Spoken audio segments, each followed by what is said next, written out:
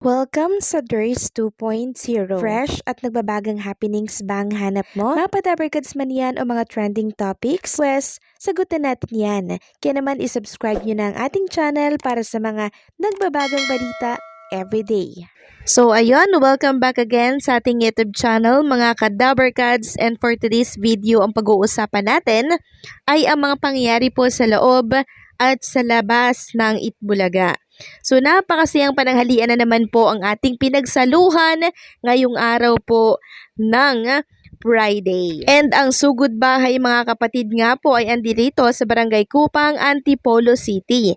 And during sugod bahay mga kapatid, 87k online viewers dito po sa TVJ YouTube channel, and dito naman sa TV5 Philippines ay 31k ang nanonood. So bago natin tumbukin yung mismong topic natin, ay nais ko lamang batiin itong si Paulo Ballesteros ng happy birthday sa'yo. And kanina nga po bumati na po una ang TVJ na page dito po kay Paulo Ballesteros. Sabi nga dito, happy birthday Mama Pau, Shantay, you stay. Samantalang yung nabunot naman po sa sugod bahay mga kapatid kanina ay nanalo po ng tumataginting na 70,000 pesos plus mga regalo, tapos may additional pa po na 5,000 pesos para po yan manood itong nanalo ng The Kingdom, yung movie po ni Bossing Vic Soto. Showing na po yan sa December 25, 2024, kaya naman supportahan natin yan mga kadabarkads. So yung announcement po ng TVJ or ng Itbulaga kanina, ayun pa rin po yung kahapon. Bukas, Singing Queens makakasama or in concert with South Border. And syempre yung Bulaga Olympics, meron silang pupuntahan na hindi po patukoy kung saan yon. Siguro po swimming pool yan. So tingnan na lamang natin bukas kung saan pupunta ang Itbulaga para sa Bulaga Olympics. And syempre inanunsyo na din po ng TVJ na magkakaroon ng trailer premiere ngayong araw, 7:57 PM po yan, bago daw magbatang Quiapo. So mapapanood nyo po yan sa RPTV, sa 1PH, 1 News, Sari-Sari Channel, and Buko Channel.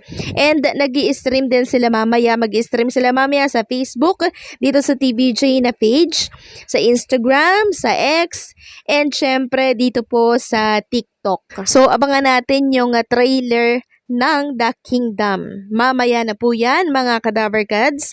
And sabi nga dito ng TVJ, mga dabarkads, pwedeng mapanood dito sa aming Facebook page at YouTube channel ang State of the Kingdom address, ang Grand MediaCon at premiere ng full trailer ng The Kingdom mamayang 6 PM daw yan. So alarm na kayo dyan mga kadabarkads, nang sa ganon ay hindi kayo malagpasan ng kaganapang ito para po sa The Kingdom na pelikula po ni Bossing Vic Soto.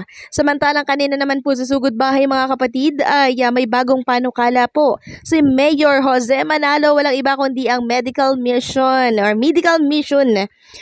mission po sa Barangay Kupang, Antipolo City, at inihatid po yan ng Planax. So yung mga sumasakit po, yung mga kasukasuan, mga tuhod, so nakapag-pa-check up po ng libre dito po sa sugod bahay mga kapatid. So nakakatuwa lang dahil itong bilyonaryong sponsors po ng Itbulaga ay may mga ganitong alam niyo yun, mga paandar. Syempre, 'di ba, para po sa mga barangay na pinupuntahan at sinusugod po ng mga dabarkads natin. Kaya naman napakalaking tulong na po nito mga kadabarkads sa ating mga mamamayang Pilipino po na talaga namang wala pong pampacheck up para po ma-check yung kanilang mga sumasakit na kasukasuan, 'di ba? So maganda at merong ganito po ang sugod bahay mga kapatid sa pamamagitan ng Planax, ang sponsors ng Itbulaga na ini-endorso din po ni Bossing Vic Soto.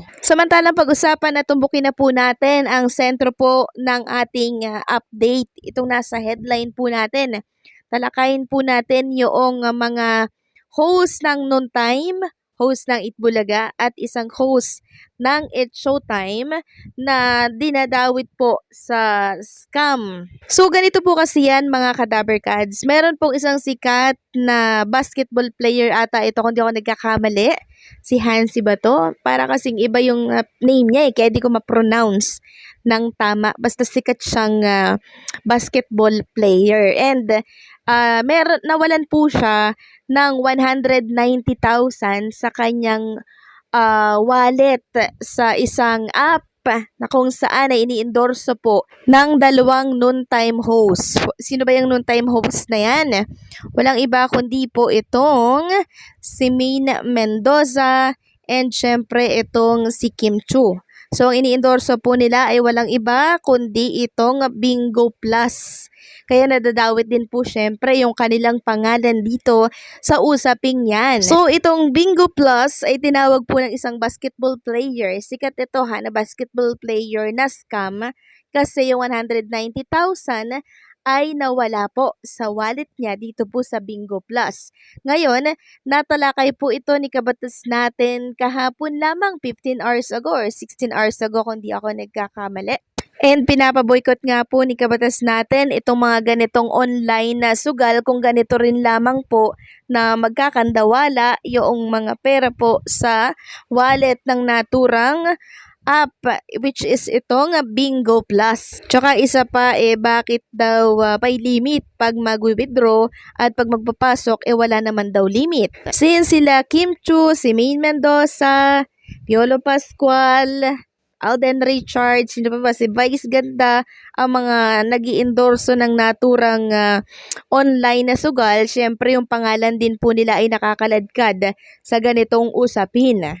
So bakit daw po pinopromote ng mga artista katulad din Maine, Kim Chu at ng iba pa pong mga sikat na personalidad itong online na sugal? Bakit daw hindi tanungin sila Maine, sila Kim Chu tungkol sa nangyari po na pagkawala ng 190,000 pesos nung sikat na basketball player? So ito naman po ang masasabi ko dyan. Wala naman pong alam sila Kim, sila Maine Mendoza, si Vice, si Piolo Pascual or yung mga artista na nag-i-endorso po ng naturang sugal na yan or nitong Bingo Plus kasi endorser lamang sila and lagi po nilang pinapaalala naman pag sila po ay nagpo-promote na maging responsible tayo o responsable pag tayo ay nagsusugal. Kaya hindi naman po tama na yung pangalan po nila ay idawit sa mga issue na meron po itong Bingo Plus. And also, kina-question din po ng ilan na ito daw ay ini-endorso ng Itbulaga itong Bingo Plus. Bakit daw ini-endorso ng EB or ng mga sikat na artista ang naturang sugal gayong nakakasira daw ito ng buhay ng mga mamamayang Pilipino. So hindi naman natin masisi-isi po ang mga programang nag-i-endorso nito or ang mga artista kasi nagbabayad po ng malaki itong online sugal na to. Yun nga lang ay nasa sa inyo rin po yun. Kung magsusugal kayo, nasa sa inyo po ang kontrol niyaan. So kayo po mga Kadaberkads, ano po ang masasabi ninyo dito po sa update natin? Please comment down below. So ano po ang komento ninyo dito mga Kadaberkads? Please comment down below kung ano po ang masasabi ninyo dito po sa ating latest update tungkol sa ating mga Kadaberkads.